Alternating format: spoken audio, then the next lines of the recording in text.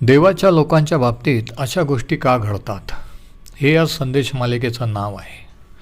आणि आजचा आपला विषय आहे सैतानाच्या शक्तीची समज, अंडरस्टँडिंग सैटन्स पॉवर. आता तुम्हाला माहीत असेल की ह्या सिरीजमध्ये आपण इयोबाच्या जीवनाचा अभ्यास करत आहोत. आणि जर तुम्ही हे पुस्तक वाचलं असेल तर तुम्हाला अधिक चांगल्या रीतीने समजेल, आणि नसेल तर तुम्ही हे वाचावं अशी माझी विनंती आहे. आता थोडक्यात इयोबाची स्टोरी अशी आहे की तो एक धार्मिक सात्विक असा मनुष्य होता. त्या काळामध्ये पृथ्वीवर जगात त्याच्यासारखा कोणीही नव्हता. देवाला भिवून वागणारा, दैवाची भक्ती करणारा, आणि तो एक श्रीमंत आणि समृद्ध असा यशस्वी असा व्यक्ती होता त्या पूर्वेकडच्या देशामध्ये. आणि याच्यावरून आपल्याला हे समजतं की धार्मिक आणि यशस्वी किंवा समृद्धसुद्धा आपण होऊ शकतो.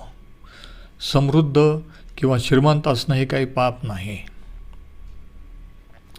आता पहिली गोष्ट जी सर्वात महत्त्वाची आहे, जिच्याबद्दल आपण बोलणार आहोत आज, ती ही की इयोबाच्या पुस्तकात सैतानाबद्दल काय सांगितलेलं आहे, काय प्रगट केलेलं आहे. आणि बऱ्याचशा गोष्टी सैतानाबद्दल किंवा सैतानाविषयी या पुस्तकात आपल्याला आढळतात, ज्या आपण जाणून घेणं महत्त्वाचं आहे. पहिली गोष्ट, पहिला पॉईंट हा की सैतान देवाच्या दूतांमध्ये आपली जागा घेऊ शकतो. Satan can take his place among the angels of God. आणि हे 2 वेळेस सांगितलेलं आहे. पहिल्या अध्यायाचं 6वं वचन, एक दिवस असा आला की त्या दिवशी देवपुत्र परमेश्वरापुढे येऊन उभा राहिले व त्यांच्यामध्ये सैतानही आला. देवपुत्र म्हणजे देवदूत, इयोब 1:6. आणि नंतर पुढे इयोब 2:1 म्हणजे दुसरा अध्याय पहिल्या वचनात असं म्हटलं आहे की पुन्हा एक दिवस असा आला की त्या दिवशी देवपुत्र म्हणजे देवदूत परमेश्वरासमोर येऊन उभा राहिले, त्यांच्यामध्ये सैतानही परमेश्वरासमोर येऊन उभा राहिला. तर सैतान काय करत आहे, काय करत असतो, हे जर तुम्हाला जाणून घ्यायचं असेल तर या ठिकाणी सांगितलं की तो पृथ्वीवर फिरत असतो, हिंडत असतो, आणि जास्तीत जास्त समस्या, जास्तीत जास्त प्रॉब्लेम कसे निर्माण होतील हे तो पाहत असतो.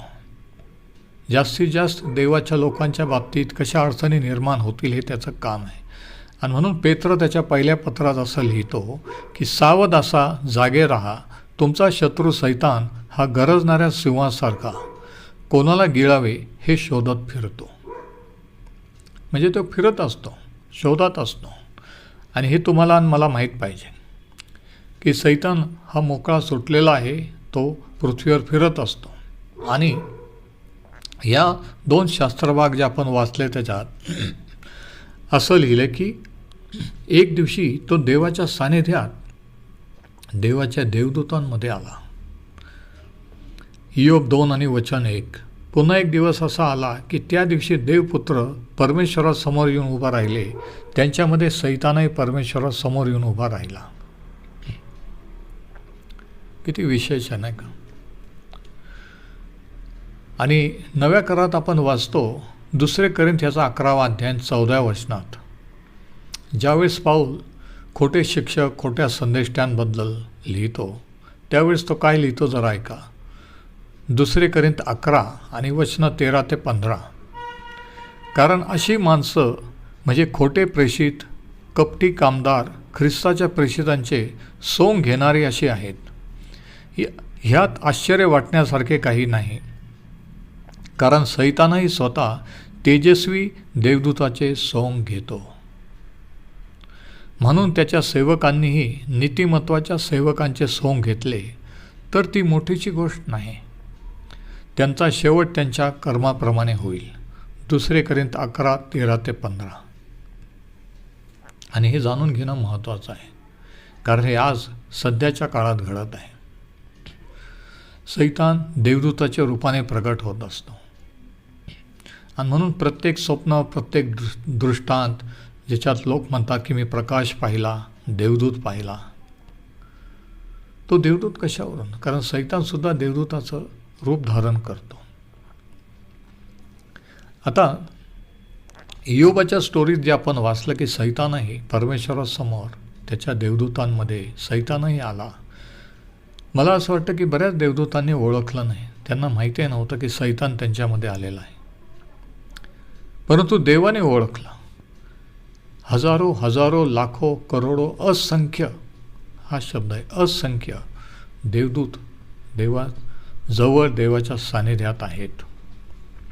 आणि इतक्या देवदूतांमध्ये सैतान देखील आलेला आहे आणि कोणत्याही देवदूताने ओळखलं नाही, परंतु देवाने ओळखलं. आणि मग देवाने त्याला विचारलं की तू कुठून आलास? आणि मग त्याने सांगितलं की मी सर्व पृथ्वीवर हिंडून फिरून आलेलो आहे. याच्यावर आपल्याला दिसून येतं की सैतानाला काही प्रमाणात देवाजवळ प्रवेश आहे. प्रकटीकरण 12 आणि 10 मध्ये असं म्हटलेलं आहे की तो आपल्यावर दोषारोप, देवाच्या लोकांवर दोषारोप लावणारा आहे. रात्रंदिवस तो ते काम करतो. तुमच्या आणि माझ्यावर आपण कुठं चुकतो, आपण काय चुकीचं करतो, बोलतो, याची कंप्लेन, याची तक्रार तो देवाजवळ करत असतो. प्रकटीकरण 12 आणि वचन 10 जरा ऐका. तेव्हा मी स्वर्गात मोठी वाणी ऐकली, ती म्हणाली, आता आमच्या देवाने सिद्ध केलेले तारण, त्याचे सामर्थ्य व त्याचे राज्य आणि त्याच्या ख्रिस्ताचा अधिकार हे प्रगट झाले आहेत. आणि आता ऐका, कारण आमच्या बंधूंना दोष देणारा म्हणजे सैतान, आमच्या बंधूंना दोष देणारा आमच्या देवासमोर रात्रंदिवस त्यांच्यावर दोषारोप करणारा खाली टाकण्यात आला आहे. प्रकटीकरण 12 आणि वचन 10. म्हणजे याच्यावरून आपल्याला दिसतं की त्याला देवाजवळ प्रवेश आहे आणि तो देवाच्या लोकांवर, तुमच्या माझ्यावर रात्रंदिवस दोषारोप लावत असतो. आता हे दोषारोप आपण कसे फेटाळून लावू शकतो? प्रकटीकरण 12 आणि वचन 11 मध्ये त्याच्यात पुढच्या वचनात काय लिहिलं आहे जरा ऐका. त्यांनी त्याला किंवा त्याला म्हणजे सैतानाला, त्यांनी म्हणजे देवाच्या लोकांनी कोकऱ्याच्या रक्तामुळे व आपल्या साक्षीच्या वचनामुळे जिंकले. 2 गोष्टींनी देवाच्या लोकांनी सैतानावर विजय मिळवला किंवा जिंकला. 2 गोष्टींनी, 2 प्रकारे आपण सैतानावर विजयी होऊ शकतो. त्यांनी त्याला कोकऱ्याच्या रक्तामुळे व आपल्या साक्षीच्या वचनामुळे जिंकले आणि त्यांच्यावर मरणाची पाळी आली नाही, तर त्यांनी आपल्या जीवावर पाळी आली तरी त्यांनी आपल्या जीवावर प्रीती केली नाही. प्रकटीकरण 12 आणि 11. म्हणजे कोणत्या टाईपचे लोक, कोणत्या प्रकारचे लोक सैतानावर विजय मिळवू शकतात? की ज्यांनी सर्व काही पणाला लावलेलं आहे, जे मरणाला सुद्धा घाबरत नाही. मरायची वेळ आली तरी त्यांनी मागे पुढं पाहिलं नाही. असे लोक, देवाला वाहून घेतलेले लोक, हे सैतानावर विजय मिळवू शकतात. कोकऱ्याचं रक्त म्हणजे प्रभू येशूचं रक्त आणि साक्षीचं वचन म्हणजे देवाचं वचन आणि आपली साक्ष, देवाच्या वचनाबद्दल आपली साक्ष, या 2 गोष्टींनी. आणि हे लोक म्हणजे ज्यांना देवाची इच्छा पूर्ण करणं जिवंत राहण्यापेक्षा अधिक महत्त्वाचं वाटतं, असे हे लोक असतात की जे सैतानावर विजय मिळवतात. आणि ही प्रत्येकापुढे, आपल्यापुढे एक चॉईस आहे, निवड आहे की देवाची इच्छा ह्या आयुष्यात पूर्ण करायची आणि मरून जायचं, की तडजोड करून आपण जिवंत राहायचं. तडजोडीचं जीवन जगण्यापेक्षा देवाची इच्छा पूर्ण करून मरेल काय वाईट, नाही का? आणि सैतानाला जे समर्पित ख्रिस्ती लोक नाहीत त्यांची जास्ती तो काळजी करत नाहीत. ते सैतानाला दहशत नाही आहेत, त्यांचा त्याला धाक नाही आहे, परंतु त्याला धाक तुमच्या आणि आमच्यासारख्या समर्पित लोकांचा आहे की ज्यांनी सर्व काही पणाला लावलेलं आहे, जे मरणासाठी तयार आहेत त्यांचा.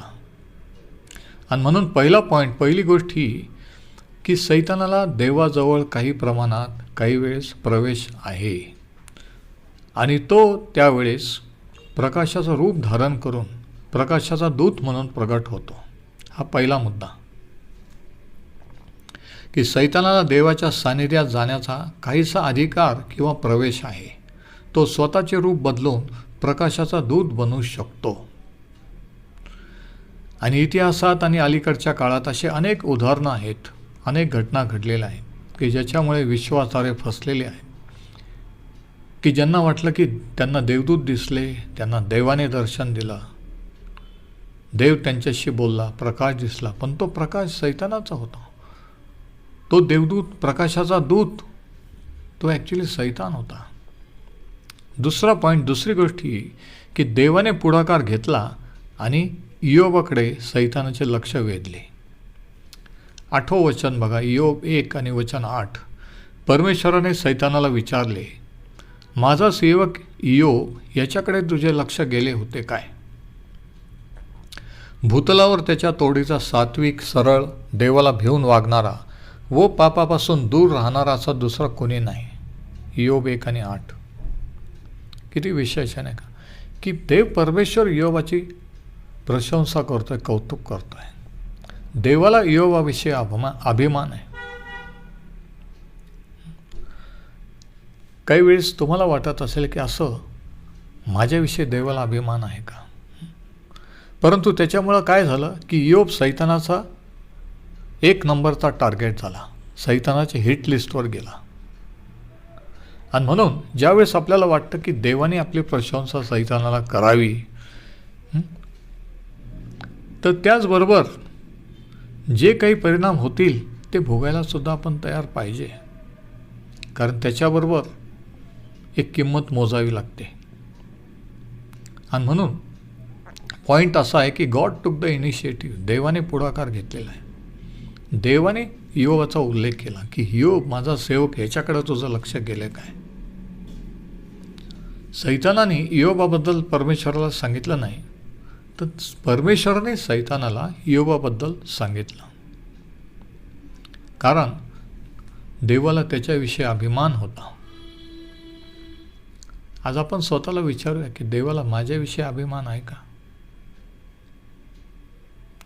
माझ्या जीवनात असं काही आहे का की ज्याच्याबद्दल देव माझी प्रशंसा करील? तिसरी गोष्ट किंवा तिसरा पॉईंट हा की सैतानाविषयीचा की देवाच्या लोकांच्या संदर्भात असा आहे की देव जितकी परवानगी देईल तितकेच सैतान पुढे जाऊ शकतो. तिसरा मुद्दा काय देवाच्या लोकांच्या बाबतीत, की देव जितकी परवानगी देईल तेवढंच सैतान पुढे जाऊ शकतो. देवाने परवानगी दिली तरच सैतान हात लावू शकतो देवाच्या लोक, नाहीतर नाही. आणि जेवढी परवानगी देईल तेवढी. आता 12 वचन बघा, इयोब 1 आणि वचन 12. परमेश्वर सैतानाला म्हणाला, पहा त्याचे सर्वस्व तुझ्या हाती देतो, त्याला मात्र हात लावू नकोस. बघा, म्हणजे लिमिट देवाने ठरवलेलं आहे. सगळं काही, इस्टेट, प्रॉपर्टी, सगळं काही तुझ्या हाती आहे, मुलं बाळं, पण त्याला हात लावू नकोस. मग सैतान परमेश्वरासमोरून निघून गेला. इयोब 1 आणि वचन 12. जेवढी देवाने परवानगी दिली तेवढंच सैतान इयोबा बाबतीत करू शकला. आणि नंतर दुसऱ्या अध्यायाच्या 6व्या वचनामध्ये बघा, परमेश्वर सैतानाला काय म्हणा, आणि सैतानाने परमेश्वराचं संभाषण झालं. त्यावेळेस सैतानाने परमेश्वराला उत्तर दिले, त्वचेसाठी त्वचा, मनुष्य आपल्या प्राणासाठी आपले सर्वस्व देईल. म्हणजे सैतानाला हे म्हणायचं आहे की जीवावर जर बितली तर इयोब काही करायला तयार होईल, तो तुला नाकारायलाही तयार होईल. तू आपला हात पुढे करून त्याच्या हाडामांसास तर लावून पहा, म्हणजे त्याच्या शरीराला, म्हणजे तो तुझ्या तोंडावर तुझा अवेर करील. बघा, हे कोण म्हणत आहे? सैतान परमेश्वराला म्हणत आहे की माणसाचा जीवावर आल्यानंतर तो काही करायला तयार होतो, आणि जर मला परवानगी दिली त्याला हात लावायला तर तो तुला शाप देईल, असं सैतान परमेश्वराला म्हणतो. पण देवाला इयोबाबद्दल गॅरंटी होती. परमेश्वर सैतानाला म्हणाला, पहा तो तुझ्या हाती आहे, त्याची प्राणहानी मात्र करू नकोस. बघा, परत एकदा लिमिट देवाने ठरवलेलं आहे. की त्याचं शरीर तुझ्या हाती आहे, पण त्याचा प्राण घ्यायचा नाही, त्याचा जीव घेऊ नकोस. तू त्याच्या शरीराचं काहीही कर, शरीराशी काही कर, पण त्याचा जीव घ्यायचा नाही. आणि मग थोड्या दिवसात आपल्याला माहीत आहे काय झालं, की इयोबाच्या शरीरावर गळवे फोड उठले आणि वेगवेगळ्या आजाराने तो त्रस्त झाला. आता त्या काळात जर डॉक्टरांकडे नेलं असतं, मोठे डॉक्टर एक्सपर्ट मोठ्या हॉस्पिटलला, त्यांनी काय सांगितलं असतं, गळवे फोड कशामुळे आले, काहीतरी डायग्नॉसिस केलं असतं नाही का. पण खरं कारण गळवे फोड येण्याचं काय होतं, सैतान होतं. परंतु समोर दिसायला तो आजार, ते गळवे आणि फोड होते, पण ते सैतानाने आणलेले होते. बघा, आता या ठिकाणी महत्त्वाचा पॉईंट असा की ज्यावेळेस आपण आत्मिक संघर्षात असतो, एखाद्या गोष्टीविषयी संघर्ष करीत असतो आणि आपल्याला असं वाटतं की हे सैतानाकडून आहे, त्यावेळेस त्याला अडवणं, विरोध करणं हे साहजिक आहे, हे योग्य आहे. शास्त्रही सांगतं की देवाच्या अधीन व्हा, सैताना आडवा, म्हणजे तो तुमच्यापासून पळेल. पण अडवून देखील जर तो पळाला नाही, देवाच्या अधीन होऊन देखील तो गेला नाही, तर सगळ्यात शहाणपणाची गोष्ट काय आहे की देवाला हे विचारणं की प्रभू, तू ह्या घटनेतून किंवा ह्या परिस्थितीतून मला काय शिकवू इच्छित आहे, कोणता धडा तू मला शिकवू इच्छित आहे. कारण जोपर्यंत आपण तो धडा शिकत नाही, जोपर्यंत देवाला आपल्याला काय सांगायचं आहे ते ऐकून घेत नाही, तोपर्यंत ती परिस्थिती बदलणार नाही, तो प्रॉब्लेम सॉल्व्ह होणार नाही आहे, तोपर्यंत सैतान तुमच्यापासून दूर पळणार नाही आहे. हे अत्यंत महत्त्वाचं आहे. आणि म्हणून अशा वेळेस फक्त प्रार्थना उपास करत राहू नका. स्वतःला हे विचारा की हे परमेश्वर मला याच्यातून काय शिकवू इच्छित आहे. आणि अशा वेळेस आत्मपरीक्षण करायचं. आता हे लक्षात ठेवायचं की देवाच्या परवानगीशिवाय सैतान काही होऊ देत नाही. आता आणखी एक पॉईंट याच्याबद्दल असा की ज्यावेळेस इयोबावर ते गळवे फोड आले आणि तो आजारी पडला, त्यावेळेस जर एखाद्या डॉक्टरने चेक केलं असतं तर सांगितलं असतं की अमुक अमुक आजार आहे, परंतु तो कशामुळे झाला ते डॉक्टर सांगू शकले नसते, नाही का. त्याचं खरं कारण शारीरिक नव्हतं, त्याचं खरं कारण इयोबाचं पापही नव्हतं, त्याचं खरं कारण सैतानाने त्याच्यावर हल्ला केलेला होता. आणि म्हणून काही आजार, काही दुखणे हे सैतानापासून, त्याच्या दुरात्म्यांपासून असतात. काही वेळेस तुम्ही प्रार्थना करताना मला ऐकलं असेल की एखाद्या आजाराला येशूच्या नावात धमकावणं, आणि काही जणांना वाटत असेल की असं कोणी प्रार्थना करतं का. आम्ही सांगितलं की प्रार्थना करा बरं व्हावं, आणि हे म्हणतात येशूच्या नावात निघून जा, अमुक आजार बरा हो. पण याचं कारण हे आज तुम्हाला समजेल जर तुम्हाला हे कळलं तर, की सगळेच आजार शारीरिक नसतात, काही दुरात्म्याकडून असतात. मग दुरात्म्याकडून जर तो आजार असेल आणि देवाने जर मला आत्म्यातून दाखवलं, तर मी बरा हो असं प्रार्थना नाही करणार, येशूच्या नावात निघून जा असं म्हणणार त्या दुरात्म्याला. आणि तो आत्मा निघून गेला, दुष्टात्मा, की तो आजार बरा होतो. आणि म्हणून क्षणात जे आजार बरे होतात, ऐकून घ्या, क्षणात जे चमत्कार होतात. काही वेळेस आपण ह्या ग्रुपवरच साक्ष ऐकतो की माझं हे दुखत होतं, कंबर दुखत होतं किंवा पोट दुखत, आणि आता लगेच बरं वाटलं. आता हे मेडिकली इम्पॉसिबल आहे. ऐकून घ्या, कोणतेही डॉक्टर, मेडिकल सायन्स सांगेल की ताबडतोब इन्स्टंटली कोणताही आजार बरा होत नाही, तो हळूहळू बरा होत असतो. हे शास्त्र आहे. परंतु जर तो अचानक बरा झाला, तात्काळ बरा झाला, म्हणजे तो आजार शारीरिक नव्हता, दुरात्मा तो आजार घेऊन तुमच्या शरीरात आलेला होता. तो दुष्टात्मा, तो दुरात्मा निघून गेला आणि तो आजार निघून गेला, आणि तुम्ही म्हटलं की मला पटकन बरं वाटलं. आणि आणखी एक महत्त्वाचा तिसरा पॉईंट हा की सगळेच आजार किंवा सगळेच दुखणे हे सैतानापासून नसतात. लिहून घ्या. आणि सगळेच आजार, सगळेच दुखणे हे शारीरिक पण नसतात. काही वेळेस लोक महिन्याचे महिने, वर्षाचे वर्ष ट्रीटमेंट घेतात तरी बरं होत नाही. सगळ्या प्रेयर मिटिंगला सगळ्यांकडून प्रेयर करून घेतात तरी बरं होत नाही. याचं उत्तर काय? याचं उत्तर हे आहे की सैतान देखील एखादा आजार दुखणं आणू शकतो, देवाने परवानगी दिली तर.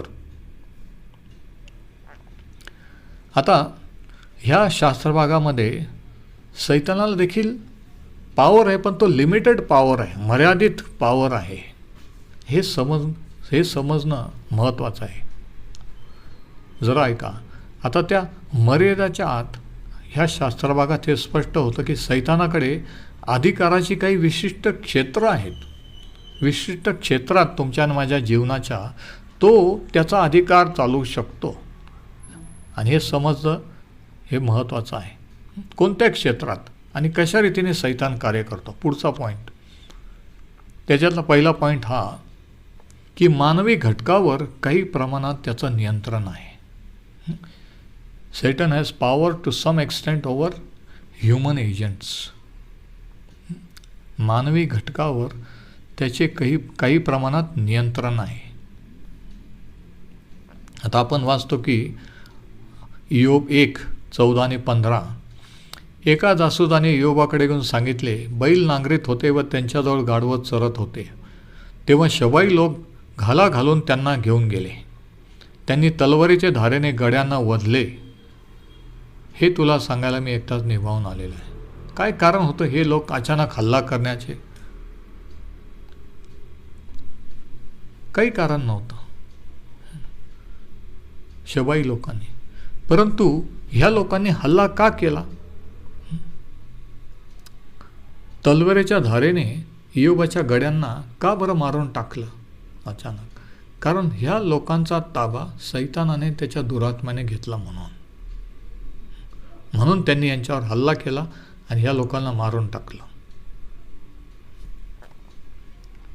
म्हणजे सैतानाने आणि त्याच्या दुरात्म्याने ह्या लोकांना चिथावणी दिली, म्हणून त्यांनी इयोबाच्या सेवकावर आणि त्याच्या जनावरांवर हल्ला केला. आणि हे महत्त्वाचा पॉईंट हा की आजही सैतान लोकांना चिथवणी देतो आणि आपल्या विरुद्ध उठवतो. हे महत्त्वाचं आहे. आणि मग ते आपल्याला आपल्या जीवनात प्रॉब्लेम करतात, आपलं जीवन कठीण करतात. पण चिथवणी सैतानाकडून असते. आणि मग कोणीतरी सांगतं की ते चांगले बोलत होते, आमचे चांगले संबंध होते, अचानक त्यांनी बोलणं बंद केलं. अचानक कळतं की त्यांच्याकडून हे झालं आणि विश्वास बसणं की त्यांनी असं केलं असेल. पण असं का केलं? सैतानाने त्यांचा ताबा घेतला म्हणून पहिला पॉईंट, पहिली गोष्ट ही की मानवी घटकावर किंवा माणसांवर सैतानाचे काही प्रमाणात नियंत्रण आहे. तो आजही लोकांना चिथवू शकतो, भडकवू शकतो. दुसरा पॉईंट, सैतानाकडे निसर्गाच्या घटकांवरही काही प्रमाणात सत्ता आहे. म्हणजे निसर्गावर सुद्धा काही प्रमाणात सैतानाला अधिकार आहे. महत्त्वाचा पॉईंट लिहून घ्या. इयोब 1:16 काय झालं ऐका. तो हे सांगत आहे इतक्यात दुसऱ्याने एकाने येऊन सांगितले, दैवी अग्नीचा आकाशातून वर्षाव झाला, त्याने मेंढरे व गडी जळून भस्म झाले. हे तुला सांगायला मी एकटाच निभावून आलो आहे. बघा, अचानक विजांचा कडकडाट झाला, आकाशातून वीज पडली आणि मेंढरं आणि गडी जळून भस्म झाले. आता तज्ज्ञांनी काय सांगितलं असतं की नैसर्गिक आपत्ती आहे, विजांचा कडकडाट किंवा हे. परंतु त्या विजांचा कडकडाट आणि वीज कोसळल्या मागे आणि हे लोक मरण पावण्यामागे काय कारण होतं? कोणाचा हात होता? देवाचा नाही, सैतानाचा. इयोब 1:16. म्हणून दुसरा पॉईंट, दुसरी गोष्ट ही की सैतानाकडे निसर्गाच्या घटकावर काही प्रमाणात सत्ता आहे. आता प्रकटीकरणाच्या पुस्तकात, शेवटच्या पुस्तकात शास्त्राच्या असं म्हटलेलं आहे की शेवटच्या काळामध्ये एक खोटा संदेष्टा येईल जो सैतानाचा सेवक असेल आणि तो स्वर्गातून अग्नी कॉल करू शकेल, अग्नी कॉल करील. आणि अनेक लोक तो देवाचा अवतार आहे, देव आहे, त्याच्याजवळ देवाची शक्ती आहे असं म्हणून फसतील. आणि आजही तेच घडत आहे. प्रत्येक जे दैवी, प्रत्येक चमत्कार किंवा काहीतरी अद्भुत घडलं तर अनेकांना असं वाटतं की ते देवापासून आहे. पण तसं नाही आहे. प्रभू येशूने सांगितलं की माझ्या नावाने पुष्कळ जण भविष्यवाणी करतील, पुष्कळ जण भूतं काढतील, रोग बरे करतील आणि अनेक विश्वासार्ह्यांचा देखील फसवतील. अनेकांना ते खरं वाटेल. अनेक जण फसत आहेत. हे सध्या आपल्या डोळ्यादेखत चाललेलं आहे. तुम्ही बघा यूट्यूब, फेसबुक, अनेक सोशल मीडियावर जगभरातल्या अनेक सेवकांच्या सेवा कार्य, प्रार्थना, त्यांच्या सेवेद्वारे घडणारे चमत्कार, भविष्यवाण्या, सुपर नॅचरल, इन्स्टंट हिलिंग, तात्काळ रोगमुक्ती, तात्काळ बंधनातून मुक्ती. परंतु ते देवाकडून नाही आहे. कशावरून? कारण त्यांचं टीचिंग, त्यांचं डॉक्ट्रिन ह्याच्यावरून आपल्याला दिसून येतं.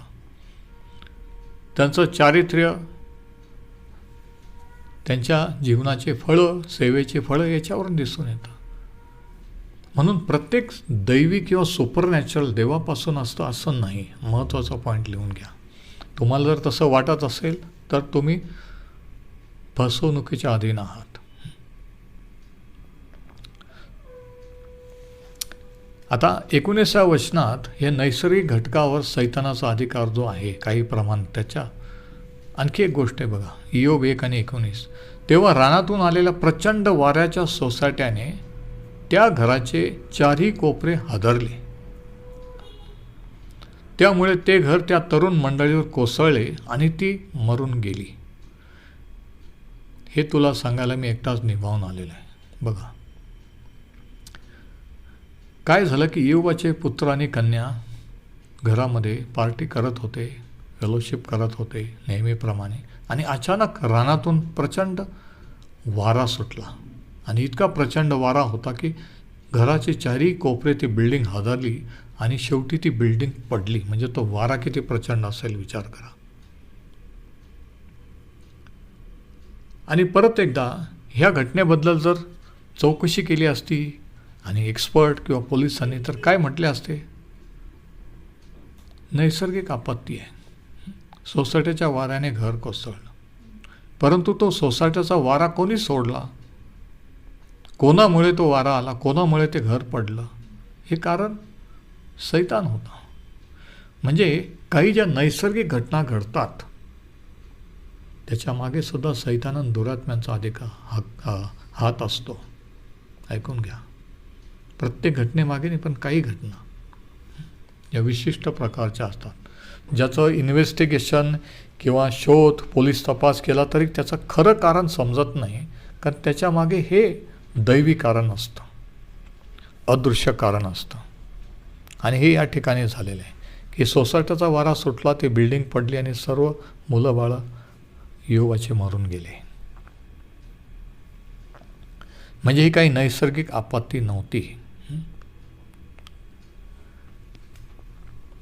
म्हणजे सैतान त्याला काही प्रमाणात निसर्गावर अधिकार असल्यामुळे तो अग्नी कॉल करू शकतो, सोसायटीचा वारा पाठवू शकतो. पुढचा पॉईंट, तिसरी गोष्ट ही की सैतानाकडे आजारपण आणण्याचे सामर्थ्यही असते. पुढच्या अध्यायात असं म्हटलेलं आहे, इयोब 2 आणि वचन 7, जेव्हा देवाने त्याला इयोबाच्या शरीरावर प्रहार करण्याची परवानगी दिली, काय लिहिलंय बघा, इयोब 2 आणि वचन 7, मग सैतान परमेश्वरासमोरून गेला आणि त्याने इयोबाला मोठमोठ्या गळवाने नखशिकात अतिशय पिडिले. तिसरा पॉईंट काय की सैतानाला आजारी पाडण्याचं किंवा आजार आणण्याचंही काही प्रमाणात सामर्थ्य आहे. एका स्त्रीला जी कोपरी होती प्रभू येशूने त्या मंदिरात बरं केलं. त्याने सांगितलं की जिला विकाराचा आत्मा लागले, जी अब्रामाची कन्या, म्हणजे तो विकाराचा आत्मा होता. वर्षानुवर्ष लोक पाहत होते, परंतु प्रभू येशूने तिला स्पर्श केला, तो विकाराचा दुरात्मा निघून गेला आणि ती बाई सरळ झाली, बरी झाली. म्हणजे काही आजार हे दुरात्म्यांकडून असतात आणि काही आजार शारीरिक असतात. परत एकदा सांगतो, सगळेच आजार शारीरिक नसतात आणि सगळेच दुरात्म्याकडून नसतात. आणि म्हणून प्रार्थना करताना हे लक्षात ठेवायचं असतं. कारण ज्यावेळी सैतानापासून आजार असतात तर सैतानाचे दुरात्मे निघून गेले की तात्काळ तो आजार बरा होतो, लगेच फरक पडतो त्याच मिनिटाला. आणि शारीरिक असलं तर हळूहळू बरा होऊ लागतो. म्हणून काही लोक म्हणतात की त्यांना तर लगेच बरं वाटलं की ते लगेच त्यांना चमत्कार झाला, आम्हाला का नाही. अरे त्यांना दुरात्मा होता, तो दुरात्मा निघाला म्हणून ते बरे झाले. तुम्हाला दुरात्मा नाही, तुमचा शारीरिक आजार आहे, तो हळूहळू बरा होईल, हे लक्षात घ्या. आणि चौथी गोष्ट म्हणून आजारांसाठी प्रार्थना करताना हे मार्गदर्शन घेतलं पाहिजे की तो आजार शारीरिक आहे की दुरात्म्यांपासून आहे. आत्म्याच्या प्रेरणेने जेव्हा आपण प्रार्थना करतो, पवित्र आत्म्याच्या प्रेरणेने, त्यावेळेस देव आपल्याला हे दाखवतो, तुम्हालासुद्धा दाखवेल. तुम्ही जर सिरियसली घ्याल, प्रार्थना कराल, वेळ द्याल तर तुम्ही पण त्या लेवलपर्यंत याल.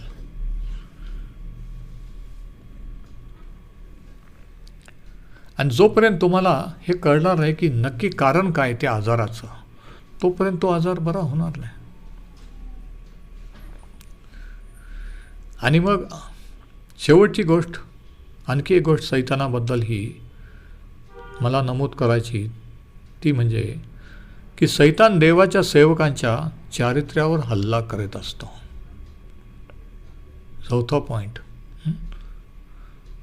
ही attacks the character of God's servants. सैतान देवाच्या लोकांच्या चारित्र्यावर हल्ला करत असतो. इयोब 1:9 आणि 10. सैतानाने परमेश्वराला उत्तर दिले, इयोब देवाचे भय काय फुकट बाळगतो? तो त्याचे घर व त्याचे सर्वस्व या भोवती तू कुंपण घातले आहेस ना. सैतान देवाला म्हणतो, हे स्वर्गातलं संभाषण आहे. खाली पृथ्वीवर इयोबाला माहीत नाही की त्याच्या भोवती, त्याच्या सर्वस्वाभोवती देवाने कुंपण घातलेलं आहे, देवाचं प्रोटेक्शन आहे. पण सैतानाला माहीत आहे. बघा, प्रभू येशूच्या रक्ताचं कुंपण तुमच्या माझ्या भोवती हे आपल्याला माहीत नसतं, आपण घाबरतो, भीतो. पण सैतान त्याच्या दुरात्म्याला माहीत आहे. जरा विचार करा.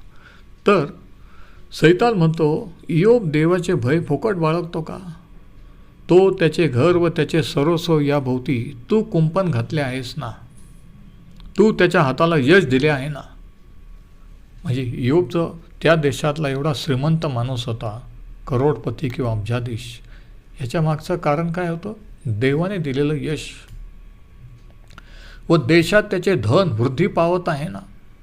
बघा, इयोब 1:9 आणि 10.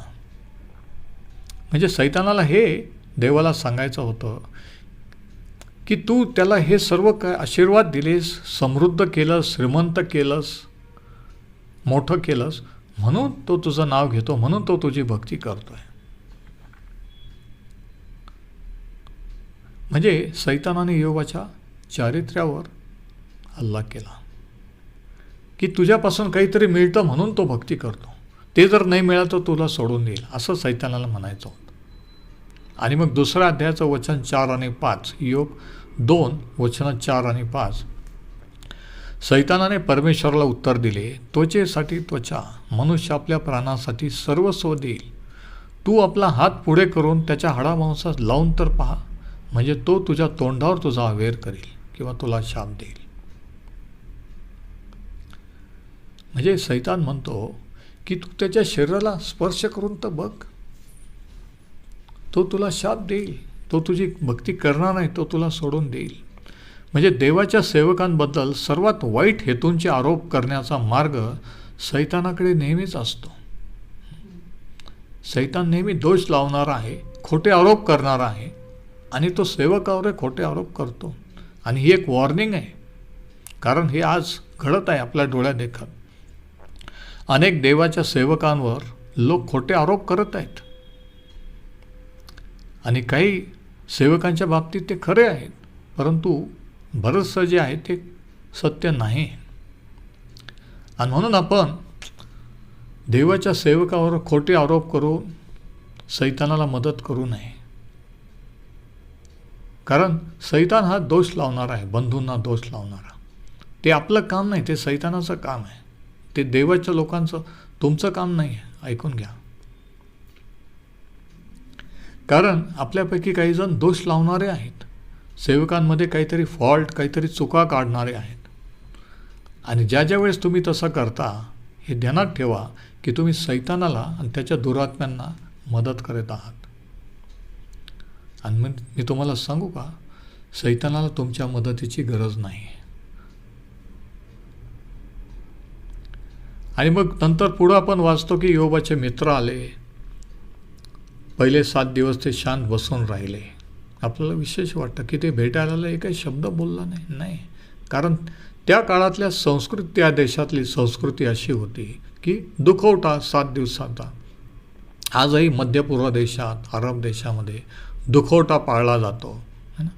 आता हे जे कल्चर किंवा ही संस्कृती पाश्चात्य संस्कृती नाही आहे, भारतीय नाही, ही मध्यपूर्वची संस्कृती आहे. आणि शास्त्र जर समजायचं असेल, शास्त्रातल्या काही गोष्टी, तर मध्यपूर्व देशातली संस्कृती काय, इस्रायल अरबची, हे समजून घेतलं पाहिजे. की हे 7 दिवस हे त्याला भेटायला येतात, लांब बसून राहतात, कोणीच त्याच्याशी बोलत नाही. हा काय प्रकार आहे? ही संस्कृती आहे. त्यावेळेस, त्या काळात किंवा आजही काही भागामध्ये तशा प्रकारचं आहे. परंतु बऱ्याचशा देशात, बऱ्याचशा भागामध्ये पाश्चात्य संस्कृतीने ताबा मिळवल्यामुळे खरी जी संस्कृती अनेकांची नष्ट झालेली आहे, होत चाललेली आहे. पण योबाच्या काळामध्ये त्या लोकांचं संस्कृती, वर्तणूक ती तशी होती. अलीकडच्या काळामध्ये ती बदलत चाललेली आहे. आता हे योबाचे मित्र त्याला भेटायला आले. त्यांना ही बातमी कळल्यानंतर की योबाच्या बाबतीत काय ट्रॅजेडी झाली, सगळं काही नष्ट झालं, मुलं बाळं वारले वगैरे. ते आले आणि 7 दिवस शांत बसून राहिले. काही वेळेस एखादे दुःखाच्या प्रसंगी, एखाद्या घरी किंवा एखाद्याकडे आपण गेल्यानंतर उगीच काहीतरी चुकीचं बोलून सांत्वन करण्यापेक्षा शांत राहिलेलं बरं असतं, नाही का? आणि हे लोक शांत राहिलेले आहेत. पण नंतर जेव्हा ते बोलायला लागले, त्यांचा सूर असा होता इयोबाला की तू काहीतरी पाप केला असशील, तुझ्याकडून काहीतरी चूक झाली, तुझ्याकडून पाप झाला, म्हणून हे सगळं घडलेलं आहे. आता असं त्यांनी डायरेक्टली नाही बोलून दाखवलं, पण त्यांचा म्हणण्याचा उद्देश तो होता. पुढचे जर तुम्ही शास्त्रभाग, अध्याय वाचले, तर त्या 3 मित्रांचा रोख असा होता की तू काहीतरी नक्की पाप केलं, देवाविरुद्ध केलं, म्हणून देवाने तुला ही शिक्षा दिली. आणि आजही लोक असंच म्हणतात, नाही का? एखादी घटना घडली, एखादी ट्रॅजेडी घडली की लगेच काय म्हटलं जातं की नाही, देवाने त्यांना शिक्षा, त्यांनी काहीतरी पाप केला असेल म्हणून असं झालं, त्यांनी काहीतरी चूक केलं असेल म्हणून असं झालं. परंतु सत्य हे होतं की योबाने काही पाप केलं नव्हतं. पहिल्या अध्यायात आपण वाचतो की सात्विक, सरळ, देवाला भिवून वागणारा होता. त्या परिस्थितीत सुद्धा तो तसाच वागला आणि शेवटपर्यंत तो सात्विक, सरळ, देवाला भिवून वागणाराच राहिला. म्हणजे हे जे ट्रॅजेडी, हे ज्या घटना घडल्या, ते दुखणं, आजार, त्याचे मुलं बाळं एका दिवसात सगळं गमावणं, इस्टेट प्रॉपर्टी जाणं, हे त्याच्या पापामुळे झालेलं नव्हतं. खरं तर त्यालाही कारण माहीत नव्हतं की देव आणि सैतानाचं काय ठरलेलं आहे. पण तरी तो विश्वासात स्थिर राहिला. किती विशेष आहे, नाही का? आणि योबाजवळ बायबल नव्हतं, योबाला चर्च नव्हतं, पाळक नव्हते, तरीही विचार करा, तरी तो विश्वासू राहिला. त्याने कधी देवाला दोष दिल्याचं आपल्याला आढळत नाही. आणि म्हणूनच हे एक आश्चर्य हे योबाच्या पुस्तकातलं आपल्याला दिसून येतं. तर आज आपण इथेच थांबू आणि पुढे काय झालं ते आपण पुढच्या संदेशात पाहू. परमेश्वर हे वचन आशीर्वादित करू.